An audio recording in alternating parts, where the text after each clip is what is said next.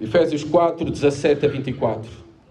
Isto, portanto, digo e no Senhor testifico, que não mais andeis como também andam os gentios, na vaidade dos seus próprios pensamentos, obscurecidos de entendimento, alheios à vida de Deus por causa da ignorância em que vivem, pela dureza do seu coração. Os quais, tendo-se tornado insensíveis, se entregam à dissolução para com avidez cometerem toda a sorte de impureza. Mas não foi assim que aprendestes a Cristo. Se é que de facto o tendes ouvido e nele fostes instruídos, segundo é verdade em Jesus. No sentido de que, quanto ao trato passado, vos despojeis do velho homem, que se corrompe segundo as concupiscências do engano, e vos renoveis no espírito do vosso entendimento, e vos revistais do novo homem, criado segundo Deus, em justiça e retidão procedentes da verdade. A primeira condução de Paulo para um autoexame sério da nossa real condição espiritual encontra-se nesta primeira parte do versículo 17 até ao versículo 19. Não andem conforme os não cristãos. Não andem conforme aqueles que não conhecem a Deus. Não andem conforme aqueles que não temem a Deus. Este é o primeiro autoexame para nós nos avaliarmos de um andar que é caracterizado por não temer a Deus, não crer em Deus. Esse andar é dos não cristãos. E a exortação de Paulo para nós é que não andemos, do versículo 17 ao 19, não andemos conforme os não cristãos. Reparem como Paulo começa esta exortação. Paulo vai fazer uma advertência bem séria e solene. E para o mesmo, intencionalmente, Paulo traz o próprio Senhor como testemunha. Reparem como começa o versículo 17. Isto, portanto, digo e no Senhor testifico. Paulo está a fazer uma séria advertência e solene advertência para todos nós. E intencionalmente ele menciona Deus, traz Deus como testemunha. Deus que é aquele que vai validar aquilo que Paulo vai dizer. Deus que é aquele que não apenas valida, mas que está a demandar que Paulo dê estas exortações. Deus é aquele também que irá julgar todas as coisas e irá pedir contas de tudo aquilo que ele está prestes a dizer. E nós já lemos, não é? Já tivemos a oportunidade de ler. Por outras palavras, Paulo está a dizer para nós, se nós de facto temos uma nova posição em Jesus Cristo, se de facto nós somos os eleitos de Deus desde a eternidade, se de facto fomos separados por Deus, para os seus propósitos, se de facto nós estamos unidos a Jesus Cristo, se de facto somos nova criação de Deus, cristãos não apenas de boca, mas com vida transformada, com um novo coração, então nós devemos ter uma nova prática no nosso viver, um novo andar. Esse andar tem a ver com a nossa maneira de viver, de falar, de vestir, de desejos, de prioridades, de atitudes, de ações. Paulo diz que nós devemos viver de acordo com aquilo que nós dizemos crer. E somos como filhos de Deus. Paulo diz, não mais andeis como também andam os gentios. Esta palavra gentios, obviamente, a palavra tem um significado de referir-se a todas as nações que não pertencem ao povo judeu. Todos aqueles que não são judeus, todos aqueles que faziam na altura de Paulo parte do Império Romano, que não eram judeus, Paulo está a referir a eles. Mas Paulo está a usar esta palavra não apenas no sentido étnico, mas espiritual. Tal como Jesus Cristo usou esta mesma palavra em Mateus 18, a palavra gentios, não no sentido étnico, mas espiritual. Não é quando Jesus Cristo nos diz: se o teu irmão pecar contra ti, vai entre tu só e o teu irmão, para ganhares o teu irmão, não é? Mas se não, traz testemunhas. Se mesmo assim se não te ouve e se arrepende, leva adiante toda a igreja. Se não ouve a igreja e não se arrepende dos seus pecados, então considera-o gentio e publicano.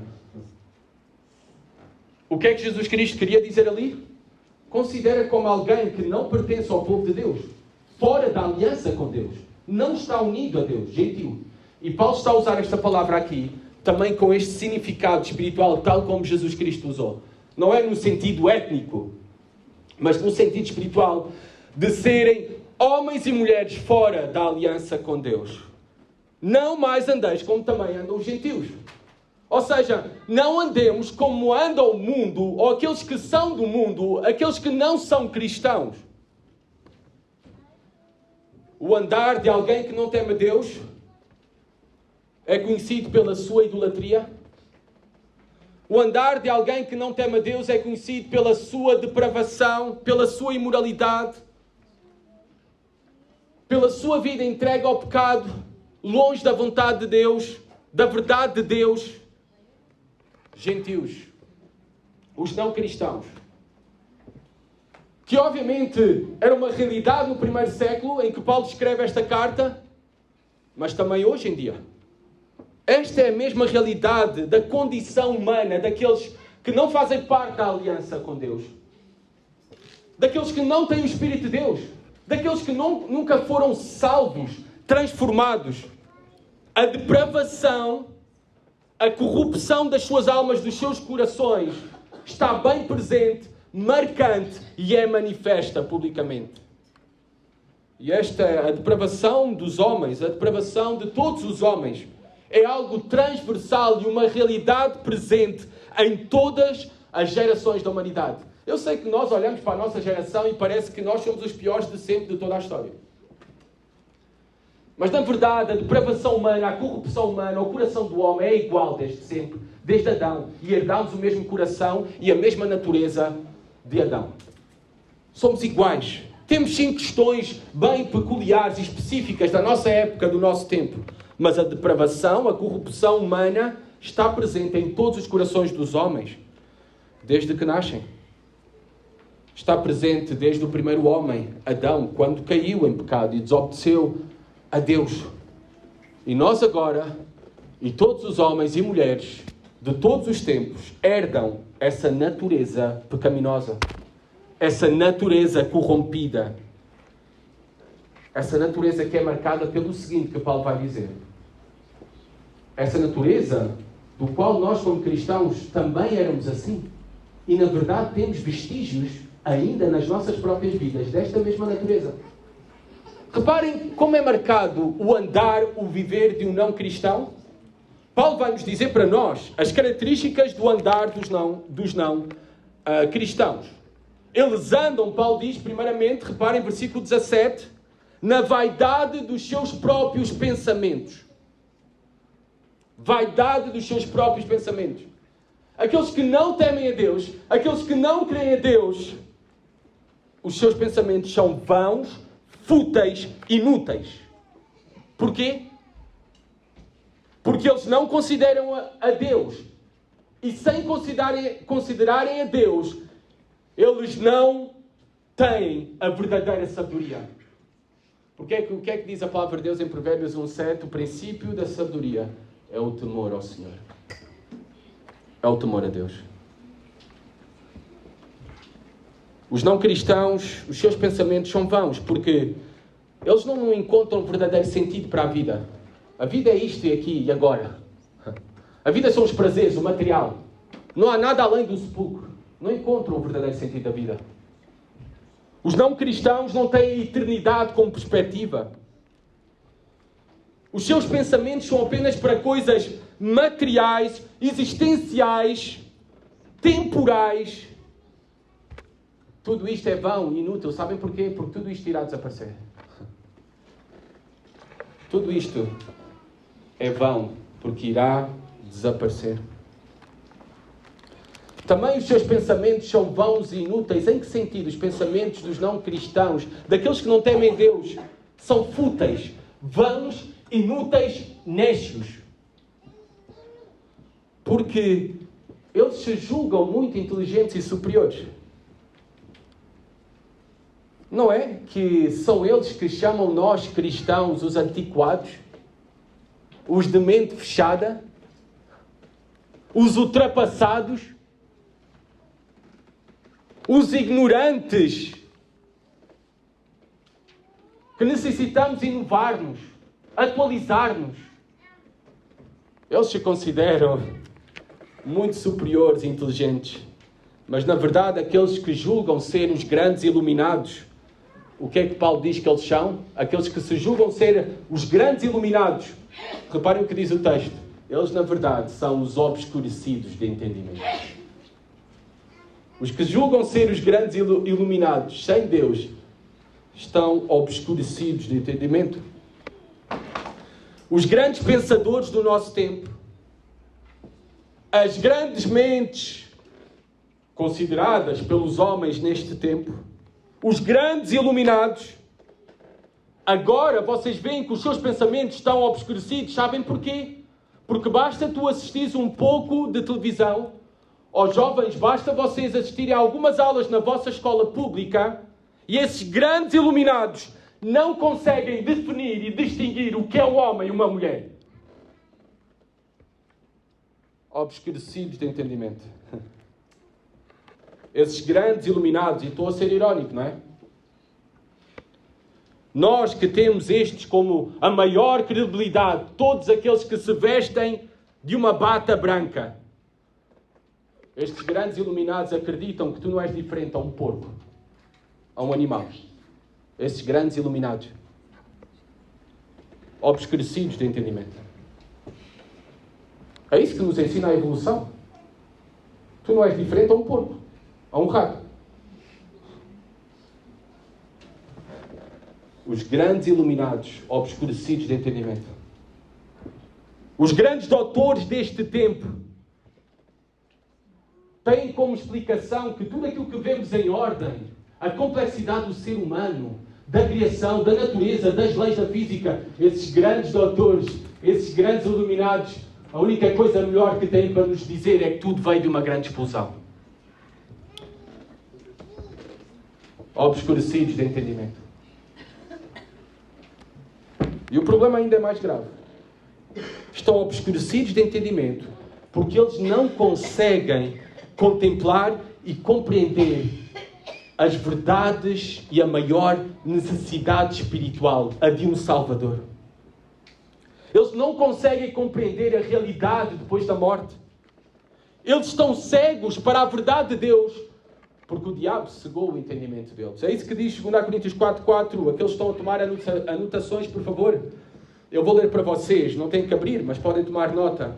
O Deus desta era, referindo-se ao diabo, a Satanás, aquele que governa esse sistema de pensamento, que influencia os homens nesta obscuridade de entendimento e filosofias, o Deus desta era cegou o entendimento dos descrentes, para que não vejam a luz do Evangelho da glória de Cristo, que é a imagem de Deus. Se tu achas que aquilo que eu estou a dizer é loucura, deixa-me dizer-te que tu és alguém que está cego no teu entendimento e cego pelo próprio Satanás. Por isso é que tu não consegues ver a glória de Cristo.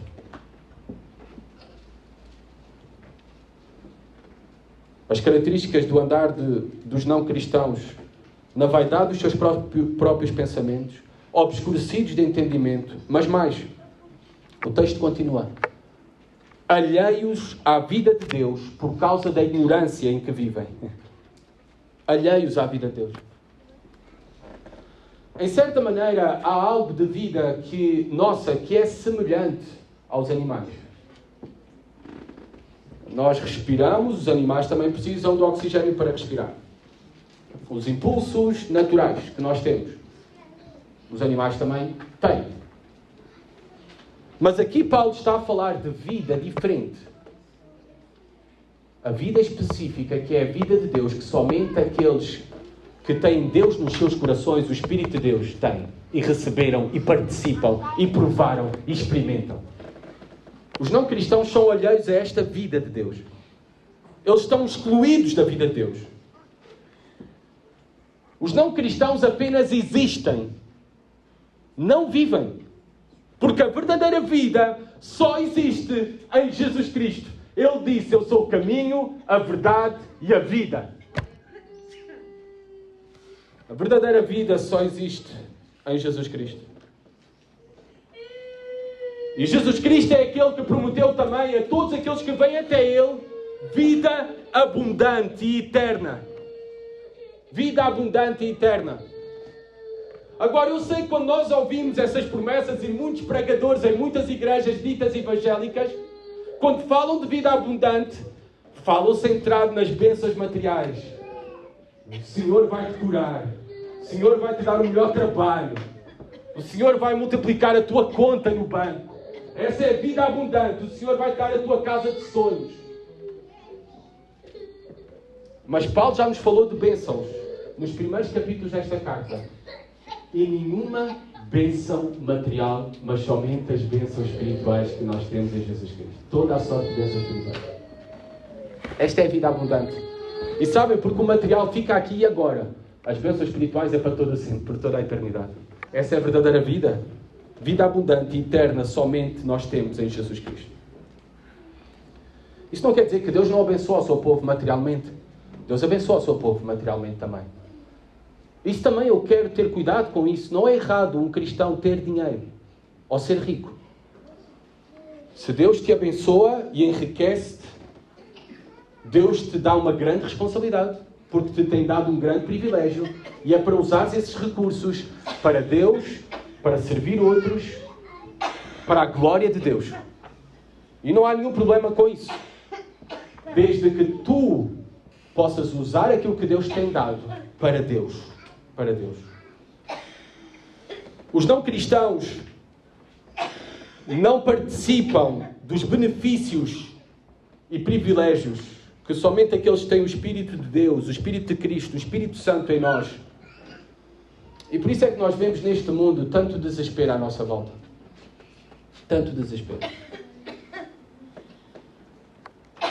Já para nós como cristãos, quantas vezes é que eu já caí no desespero também? Na desesperança. É normal nesta realidade caída, tá bom? É normal.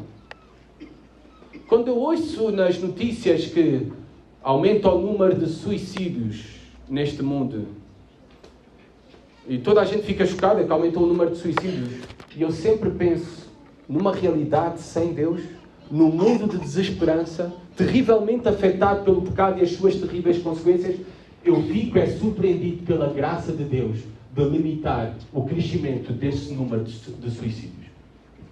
Eu fico surpreendido por não serem mais. Porque, na verdade, sem Deus e nesta realidade caída, o normal é a desesperança. Porque só há esperança viva e verdadeira em Jesus Cristo.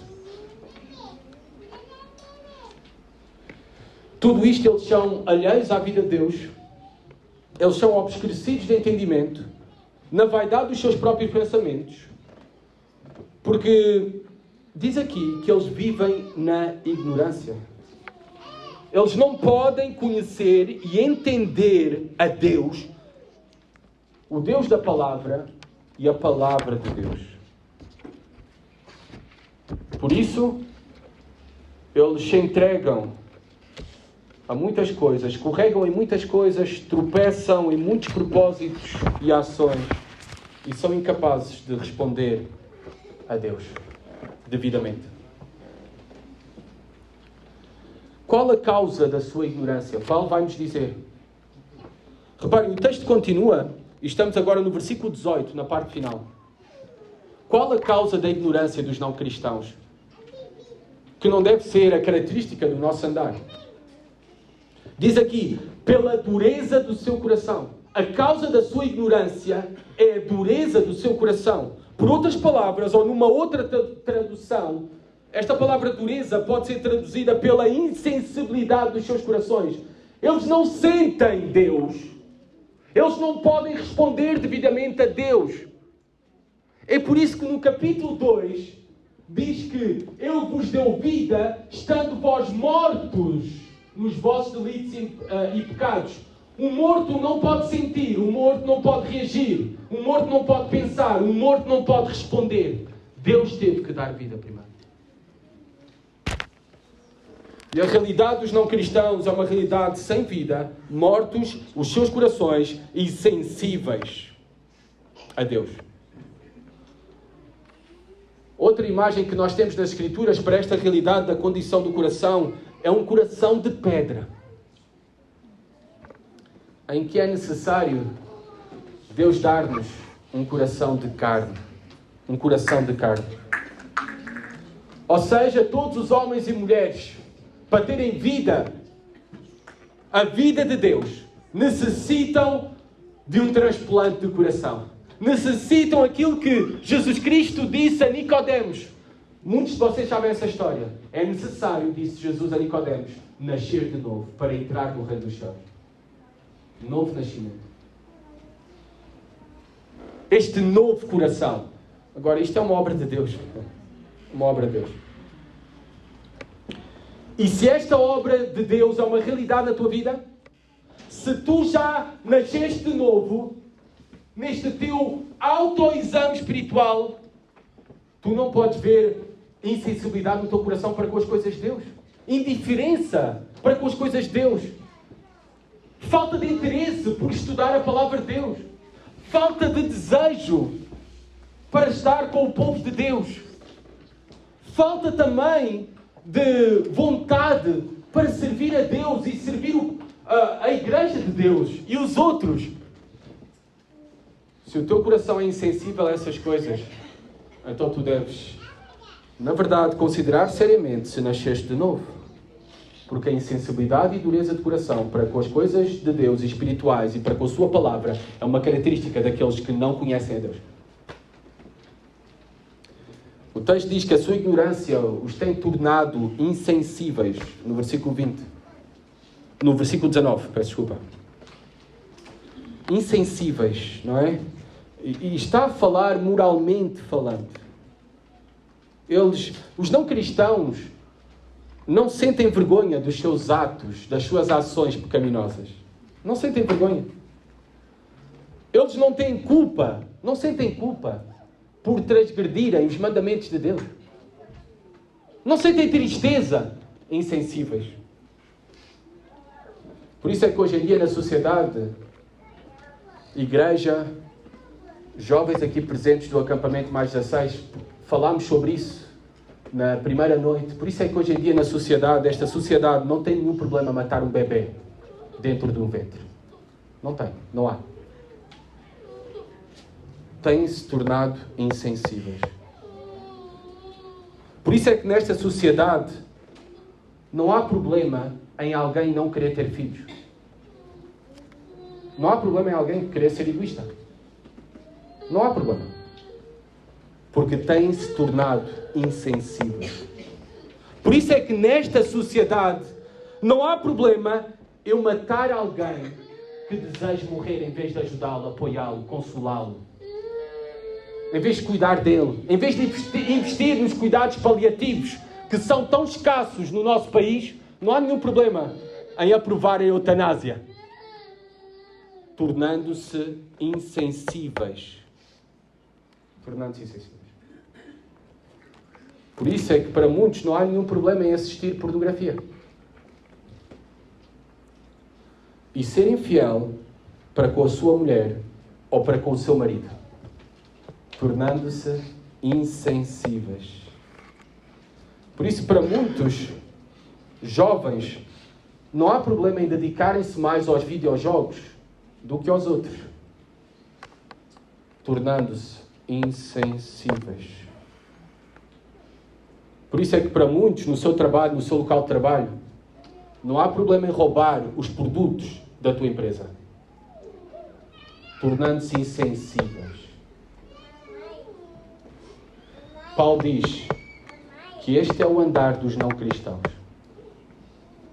que são marcados por essa insensibilidade, essa dureza de coração. Paulo diz, versículo 19 ainda, se entregam ou se entregaram à dissolução. Ou seja, o que é que Paulo quer dizer por estas palavras? Pensem em todo o tipo de pecados, numa licença, numa autorização para cometeres todo o tipo de pecados. Eles se entregam a todo o tipo de imoralidade. Claro que há diferentes níveis. Até para não cristãos há diferentes níveis. Tem uma diferente moral e comportamento moral. Lembro-me de falar com alguém, já não me lembro quem, neste fim de semana. Já sei, foi com o Rodrigo. Foi com o Rodrigo que falei. E nós estávamos a falar, os dois, que há não cristãos que se portam melhor que cristãos. E eu disse ao Rodrigo, também temos sempre que nos lembrar que somos salvos não pelas obras, mas pela graça de Jesus Cristo. A nossa confiança não está nas boas obras. A nossa confiança está na obra de Cristo perfeita por nós. Mas a realidade é que, mesmo há diferentes níveis para pessoas de moralidade, e vemos isso até não cristãos com uma boa moral, com bons valores. Mas a prática geral, a prática comum, e mesmo estes homens não são perfeitos, são imperfeitos. Mesmo essas mulheres não cristãs, com bons valores e boa moral, são imperfeitas e pecadoras. E se entregam à libertinagem, se entregam à imoralidade e a toda a sorte de pecados. Diz o texto de Paulo, para com avidez cometerem toda a sorte de impureza. Esta palavra, avidez, Paulo usa a palavra mais intensa para descrever um desejo excessivo por praticar o mal, por fazer o mal, por praticar todo o tipo de impureza. Tudo isto que nós acabamos de falar é a marca de um andar, de um viver de um não cristão, de alguém que não nasceu de novo, de um descendente de Adão, mas somente do primeiro Adão. Porque um descendente do primeiro Adão, mas do segundo e último Adão, que é Jesus Cristo, um descendente, quem está unido a Jesus Cristo, um filho de Deus, a sua vida não é caracterizada por cometer toda a sorte de impureza. A sua vida não é caracterizada por se entregar ao pecado. Não quer dizer que nós não pecamos. Pecamos e continuamos a pecar. E, infelizmente, pecamos mais do que aquilo que desejávamos. Mas lutamos contra o pecado. Choramos quando pecamos. Nos arrependemos. Pedimos ajuda para vencer uma tentação. Agora, os não cristãos se entregam com todo o seu desejo, com todas as suas forças, a todo o tipo de pecados. A um andar contrário à vontade de Deus. É certo que nós, como cristãos, não devemos de andar conforme os não cristãos, mas nós sabemos que muitas vezes saltam nas nossas vidas, na minha vida, e eu sei que em todos vós, muitos vestígios da nossa natureza pecaminosa que herdamos de Adão, o nosso pai. Ainda há muitos vestígios nas nossas vidas, nos nossos corações, desta velha criação, deste velho homem, que vem desde Adão. Ainda há muitas características e vestígios até do nosso passado, como nós éramos, antes de conhecer a Jesus Cristo. Antes de termos sido alcançados e transformados por Ele. Continuamos a lutar contra o pecado. Sabemos que um dia seremos libertos da presença do pecado, mas esse dia ainda não chegou. Agora, o que nos deve caracterizar é não andar conforme os não cristãos. Ou seja, esses vestígios, eles estão presentes em nós, da natureza pecaminosa, o pecado, o velho homem, mas nós não o devemos aceitar. Nós não o devemos ter como estimação. Nós não devemos, sim, negar o velho homem. Nós devemos repreender o velho homem.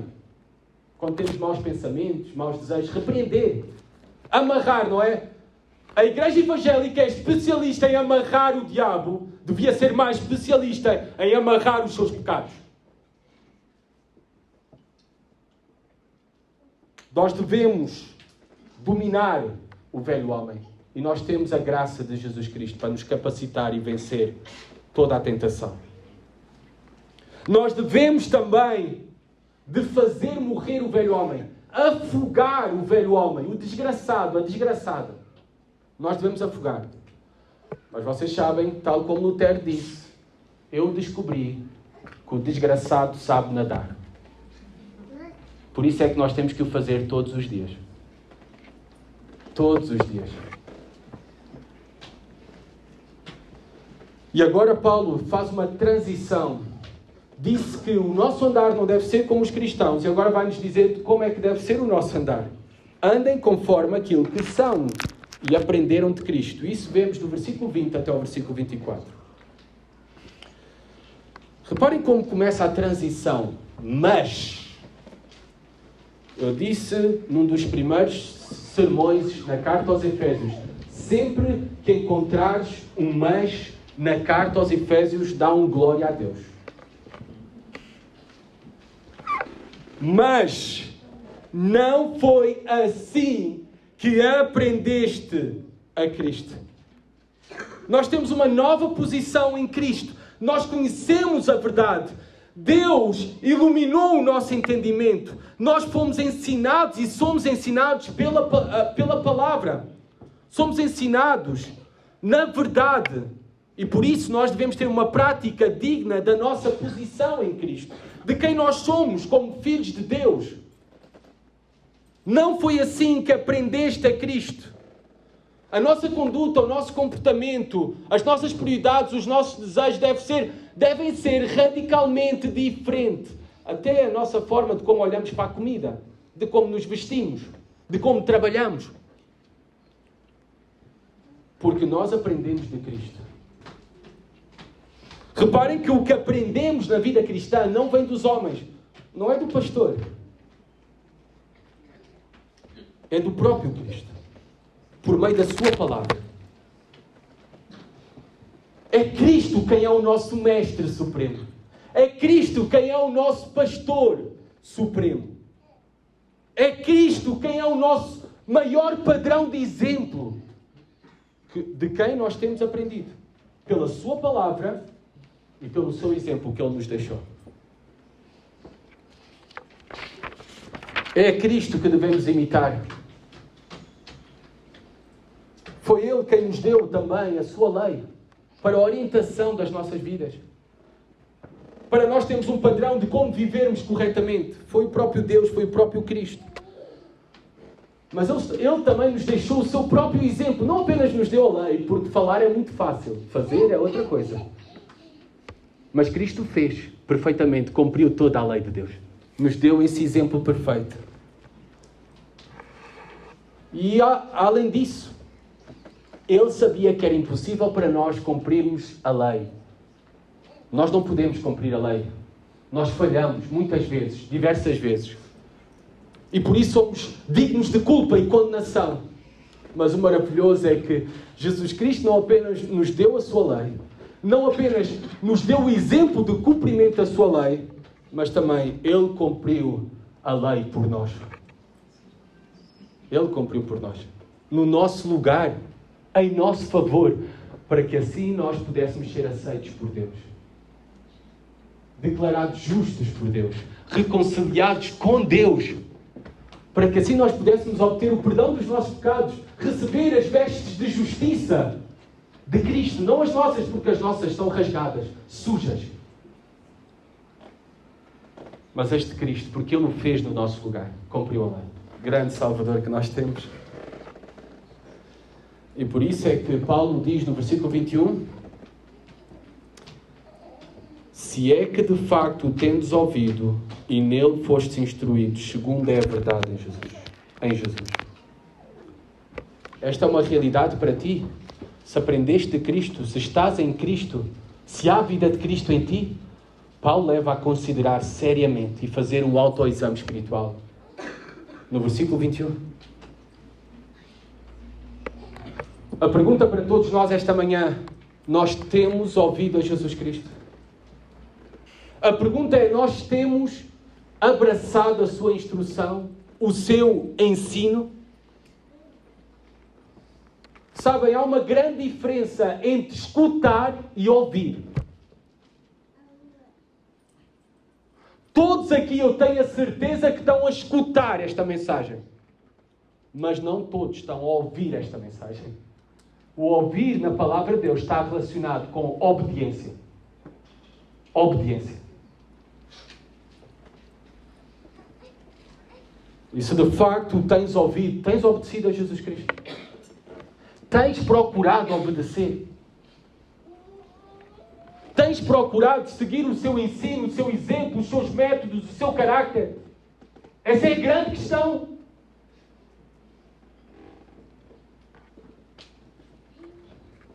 Segundo é a verdade em Jesus.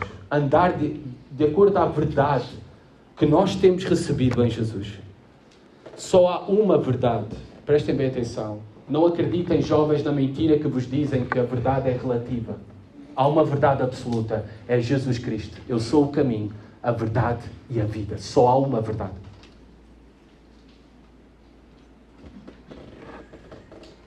Só há uma verdade que tu deves ouvir e seguir acima de todas.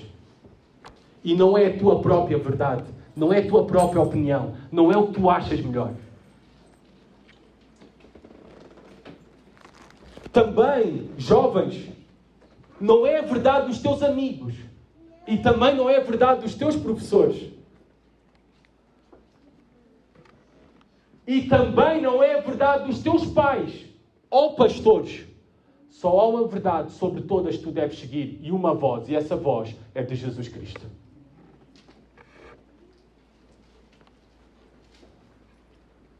Sabem, a mensagem da verdade, o Evangelho de Jesus Cristo, o que é o Evangelho?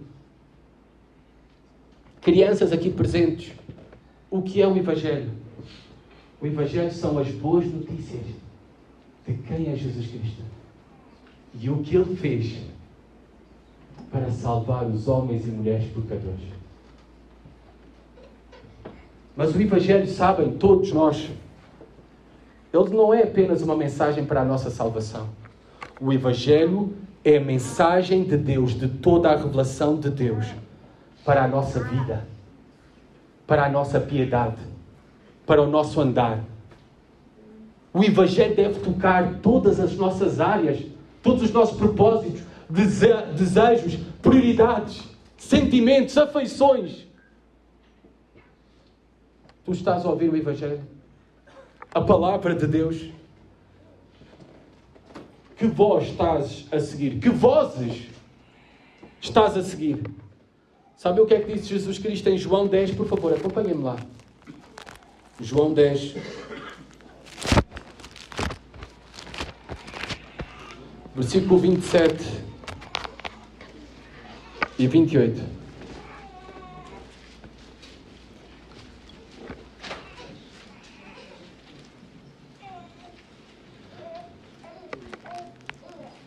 Vamos só ler do versículo 25 a 28.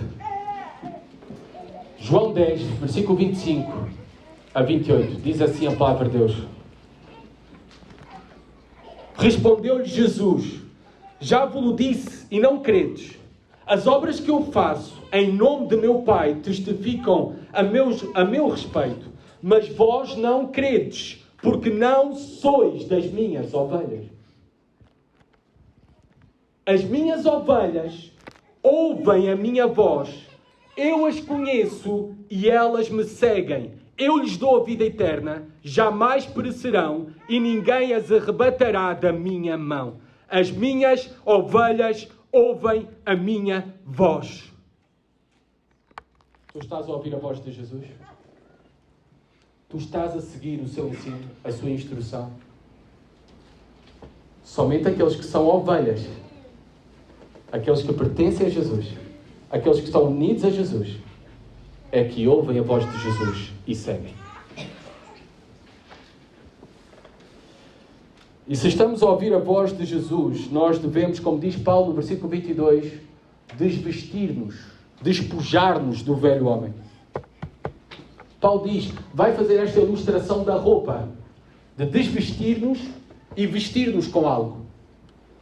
E não só da roupa, eu digo até que Paulo está aqui a dar a ilustração de um bem também. E já vão entender porquê. Primeiro começa com a roupa, desvestir-nos, não é? desvestir-nos do velho homem. Todos nós temos um passado comum. Somos herdeiros de Adão.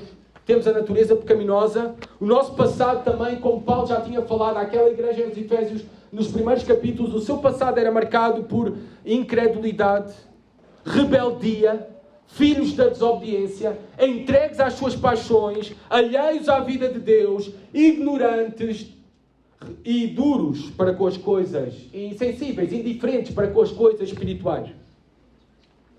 Mas agora Paulo diz que nós devemos desvestir-nos de tudo isso. Porque isso pertence ao nosso passado. Não deve ser uma realidade no nosso presente. Necessitamos desvestir-nos continuamente das roupas sujas do velho homem. Porque no nosso andar e viver, essas roupas se manifestam e cheiram mal. E são bem sujas. Elas são feias. Paulo diz que nós devemos desvestir-nos continuamente das mesmas. É o velho homem que Paulo diz, em versículo 22, que se corrompe segundo as concupiscências do engano. Todos os desejos do engano, da carne, do mundo, as paixões da juventude. Devemos desvestir-nos destas coisas. E não só, Paulo diz para tomarmos um banho, porque não vale a pena mudar de roupa, temos de tomar banho. É o que diz no versículo 23. E vos renoveis no espírito do vosso entendimento. Renovação. Eu chamo aqui um banho espiritual. Devemos lavar-nos continuamente, renovar-nos. E isto acontece e só é possível renovar, lavar o nosso entendimento, a nossa maneira de pensar, pela palavra de Deus. Sabe porquê é tão importante renovar, lavar a nossa mente? Porque a nossa mente é muito suja. E suja-se com muita facilidade. E é a mente que vai determinar os nossos pensamentos.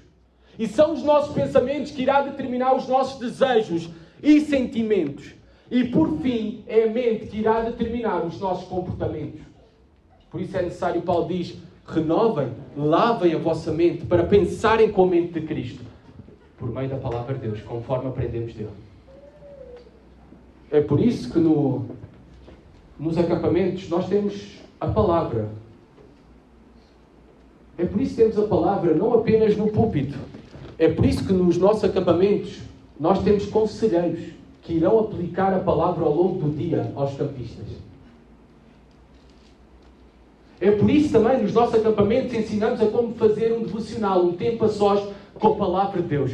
Porque tu e eu precisamos de lavarmos completamente a nossa mente. Para despir-nos do velho homem e sermos renovados com a vida e vida abundante que nós temos em Jesus Cristo.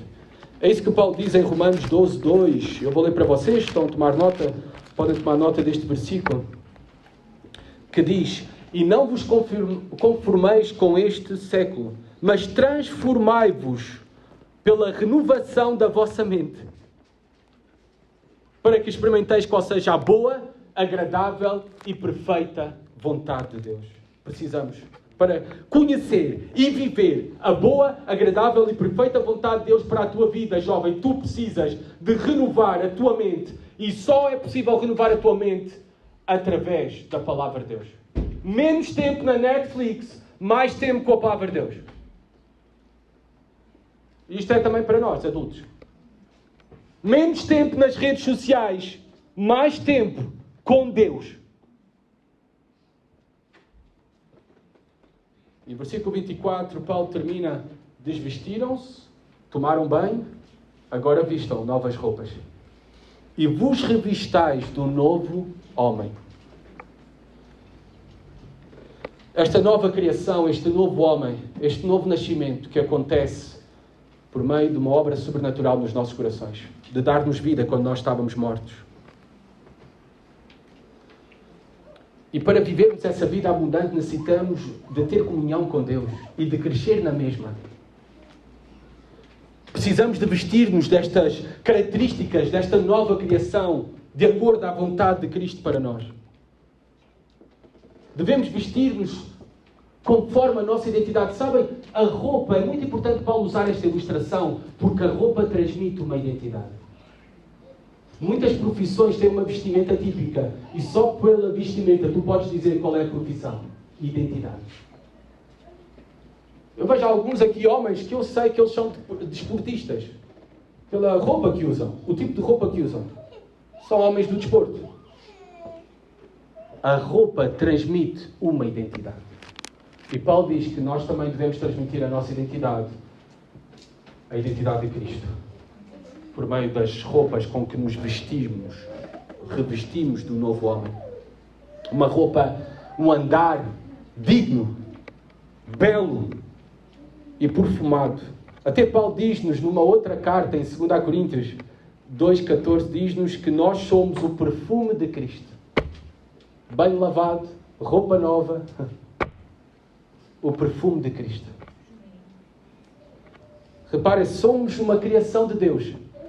Criado segundo Deus, em justiça e retidão procedentes da verdade.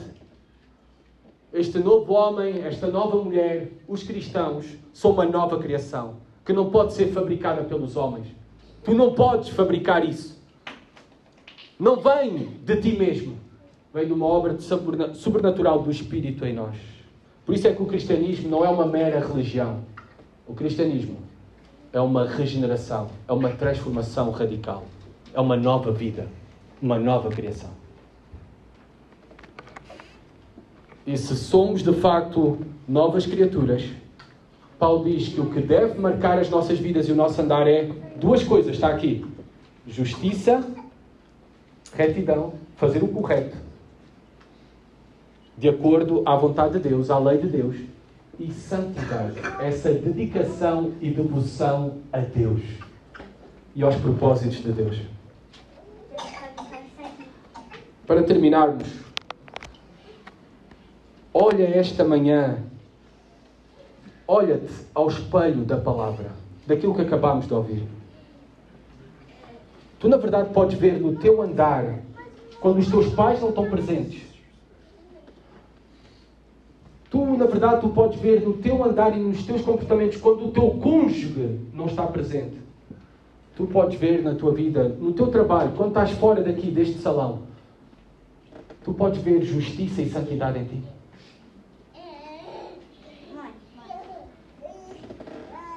É isso que nós somos chamados a manifestar, se somos novas criaturas em Deus. Sabem, se a tua vida é marcada pelo pecado, por toda a impureza, Apocalipse 21, 27 diz o seguinte para ti, e é uma séria advertência. Por favor, abram as vossas Bíblias em Apocalipse 21, 27.